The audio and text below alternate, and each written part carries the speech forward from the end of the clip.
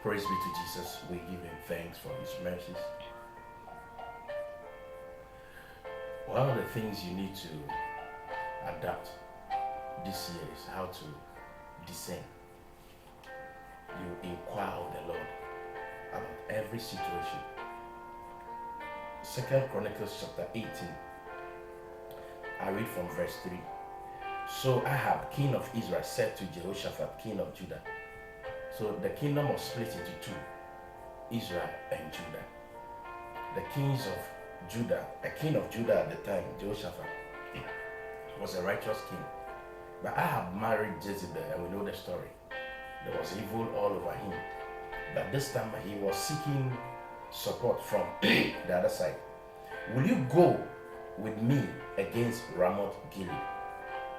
So Jehoshaphat said, and he answered him, I am as you are, and my people as your people. We will be with you in the war. So Jehoshaphat was different. What's the difference? The difference is in verse 4. Also, Jehoshaphat said to the king of Israel, please inquire for the word of the Lord today. It is an unholy alliance. I'm joining you in war. But there is still something in me that identifies me as a son of God. Because of that, I'm joining you in this war. But let's seek. Let's inquire of the Lord.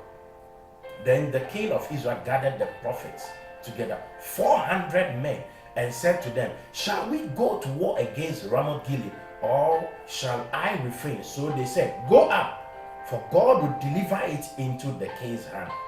Now look at verse 6, interestingly. But Jehoshaphat said, is there not still a prophet of the Lord here, that we may inquire of him?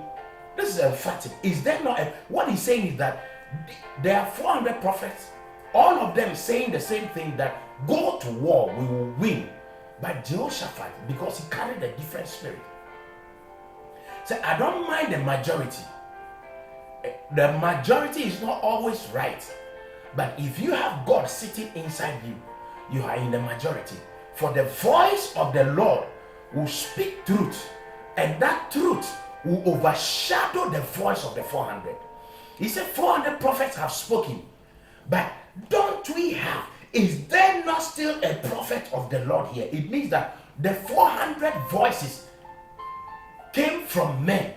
He did not hear the voice of the Lord from the voice of 400 prophets. Glory. Oh, glory. 400 prophets spoke, but he still did not hear the voice of the Lord. But he said, is there still not a prophet of the Lord? You may be 400, but the one I am still seeking. So the king of Israel said to him, there is still one man by whom we may inquire of the Lord, but I hate him because he never prophesies good concerning me, but always evil. He is Micaiah, the son of Imlah. And Jehoshaphat said, let not the king say certain things. So they brought him. When they brought him, what happened? We jump to verse 12 and verse 17 of the same 2 Corinthians chapter 18. Then the messenger who had gone to call Micaiah spoke to him, saying, now listen, the words of the prophet with one accord encourage the king. Therefore, please let your word be like the one of them, and speak encouragement. That is not encouragement. Encouragement may still not be the voice of the Lord. And he said, and Micaiah said, as the Lord lives, whatever my God says, that I will speak. See, there is always going to be spiritual pressure in this year. There's always going to be pressure from the majority this year. Don't go with the crowd because their voice is loud. In the loudness of their voice, can you discern the truth, the voice of God in their voices? No. Micaiah said, as long as the Lord lives, whatever my God says, that I will speak. And that is going to be your deliverance. That is going to be your protection. If you can see the voice of the Lord in the midst of majority pressure, God is going to take you out of trouble. Because this battle cannot be of the Lord if the voice of the Lord does not come. What happened eventually? The prophet prophesied, and then he said what he had to say, and whatever he had to say came to pass. May you be like Jehoshaphat. In the midst of unholy alliance, in this chaotic world, you will still seek the voice of the Lord. This is Pastor Edemadu. God bless you.